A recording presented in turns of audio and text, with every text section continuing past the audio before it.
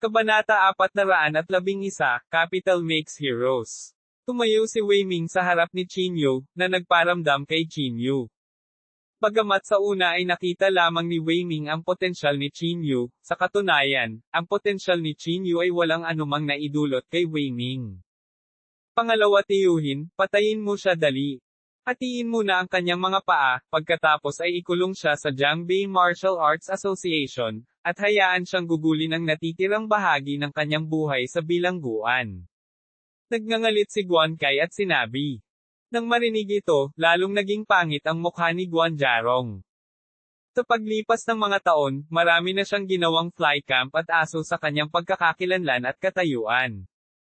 Hanggat nasaktan niya ang pamilya Guan, kakasuhan siya ng krimen at dadalhin sa prison ng Martial Arts Association.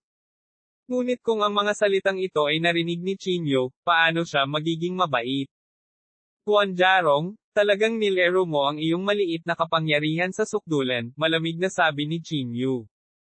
Agad na bumuhos ang noo ni Guan Jarong sa isang patong ng pawis. How dare you talk to my second uncle like that? Hindi pa rin alam ni Guan Kai kung mabubuhay pa ba siya o mamamatay at patuloy na sumisigaw. Matiim na pinandilatan ni Guan Jarong si Guan Kai at nagalit, shut up. Huwag magsalita ng kalokohan. Kailan ko pa nagawa ang mga bagay na iyon? Tulala na sabi ni Guan Kai, pangalawa, tiyuhin, ano ang nangyayari sa iyo? Hindi pa ba marami ang tao sa ating kulungan? May ilang babae din na gusto mo. Nang marinig ito, hindi na napigilan ni Qin Yu. Ang kanyang katawan ay sumabog at lumitaw sa harap ni Guan Jarong halos kaagad. Bago pa makapag-react si Guan Jarong, sinuntok na ni Qin Yu ang dibdib ni Guan Jarong. PFFT. Nagluwa siya ng isang subo ng dugo at ilang bahagi ng kanyang sternum ang nabasag. Gayunpaman, hindi tumigil doon si Qin Yu. Itinaas niya ang kanyang palad at ang isang alo ng panloob na chi ay agad na natakpan. Bang-bang!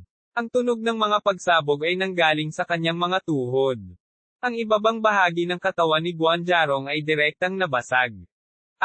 Dahil sa sakit na iyon, nagtaas ng ulo si Guan Jarong at roar. Ang madugong eksena ay lalong hindi makayanang tingnan. Qin Yu? Ikaw? Talagang napakasama mo. Galit na sigaw ni Guan Jarong. Gumisi si Qin Yu, ngayon alam mo na kung paano maging mabisyo. Naisip mo na ba ang sakit ng mga taong binubuli mo? Sa sobrang sakit ni Guan Jarong ay muntik na siyang umiyak. Gayunpaman, ang kanyang natitirang katwiran ay nagsabi kay Guan Jarong na hindi niya maaaring hamanin si Qin Yu sa oras na ito. Kung hindi, baka talagang patayin siya ng Qin Yu na ito. Mr. Qin? Alam kong mali ako. Mabilis na bumalik sa katinoan si Guan Jarong. Ipapaalas ko agad ang lahat. Ako, handang bumawi.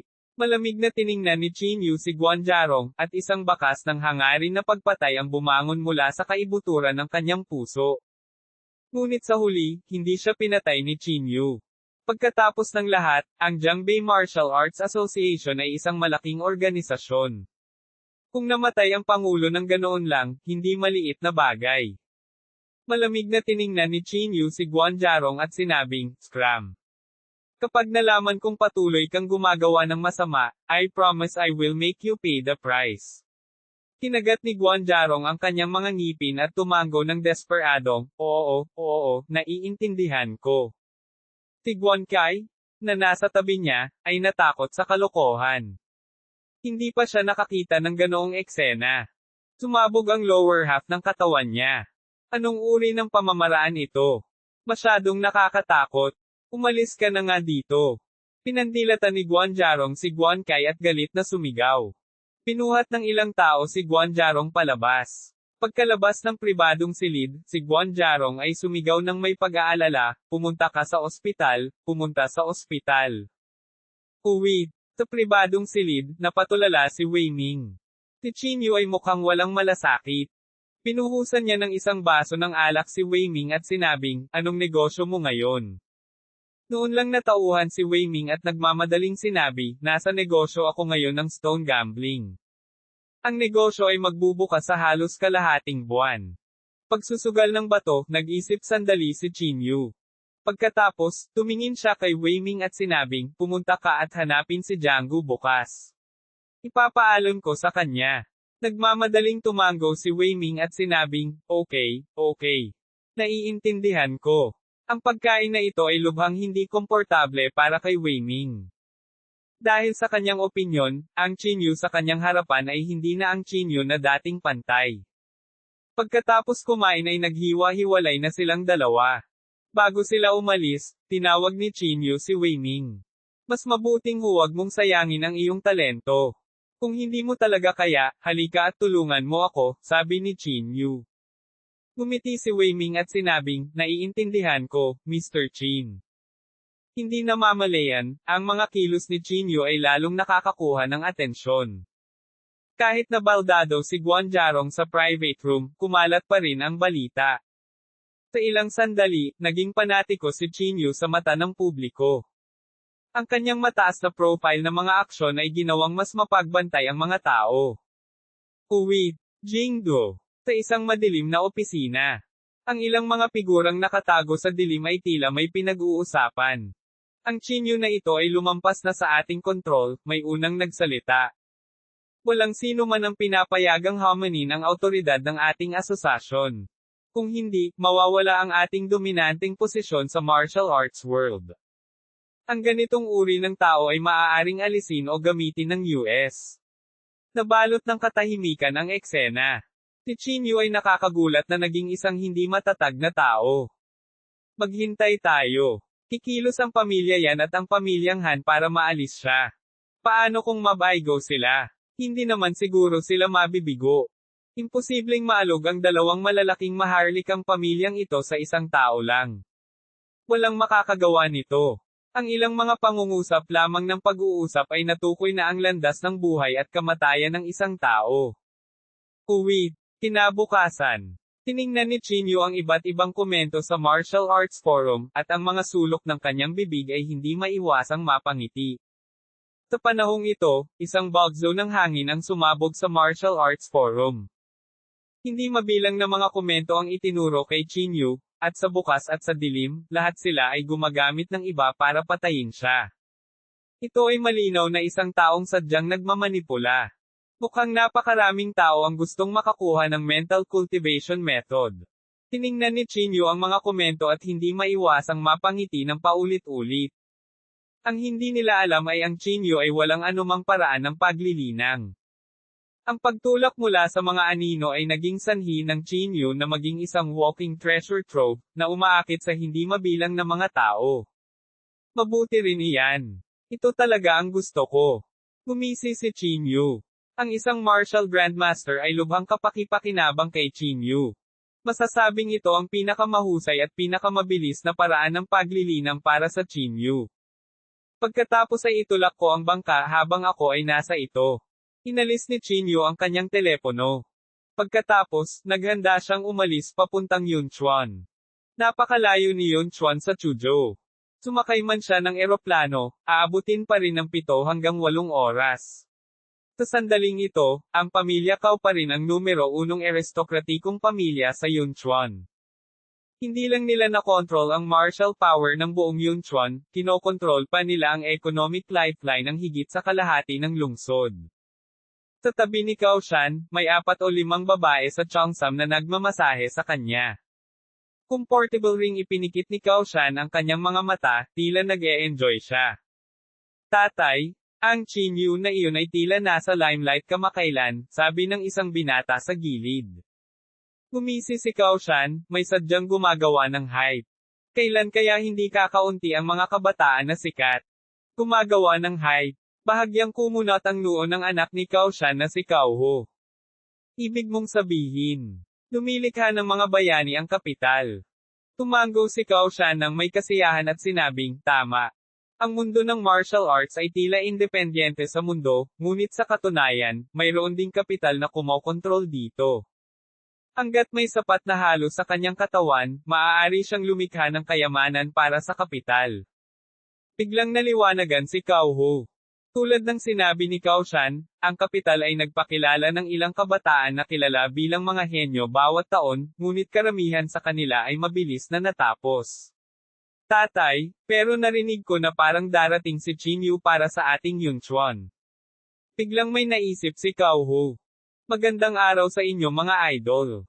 Para patuloy tayo makapag-upload ng mga bagong kabanata, please subscribe and hit the notification bell. And also please don't skip the ads, kung meron mang lalabas sa inyong screen. Maraming salamat sa suporta ninyo mga idol.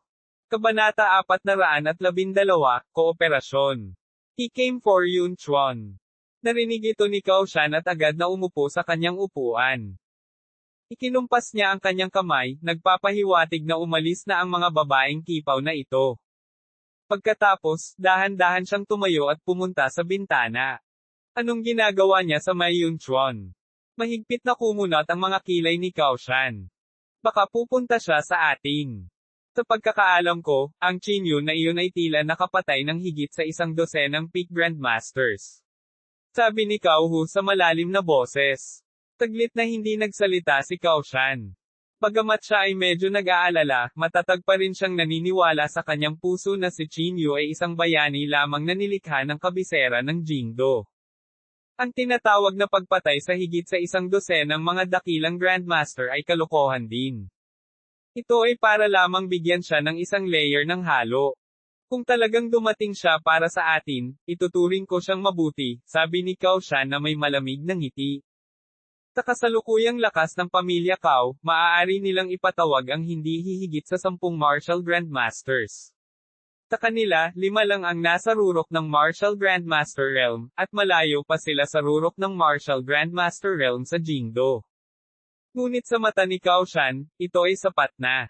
Habang nag-iisip si Cao Shan, may biglang pumasok mula sa labas. Guro, may tao sa labas na gustong makita ka, yumuko ang isang lalaking nakadamit na parang mayordomo at sinabi. May gustong makakita sa akin. Sino ito? Tanong ni Cao Shan. Sabi ng mayordomo, hindi ko siya kilala. Nandito daw siya para tulungan ka. Tulungan mo ako. Tumaas ang kilay ni Cao Shan at hindi maiwasang mapangiti ng malamig. Kawili-wili, kawili-wili. Hinaplos ni Cao Shan ang kanyang balbas at ngumiti.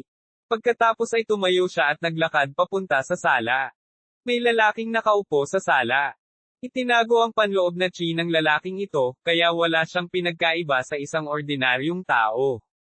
Tumingin sa kanya si Cao Shan at nagtanong, sino ka? Naunang tumayo ang kabilang partido. Bahagyang itinaas niya ang kanyang mga kamay kay Cao Shan at pagkatapos ay dumiretso sa punto, narito si Chinyu. Ngumisi si Cao Shan, iyan ba ang gusto mong sabihin sa akin?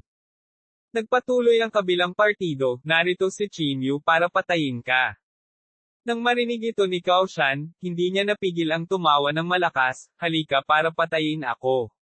May kakayahan ba siya? Ito ay simpleng katarantiduhan.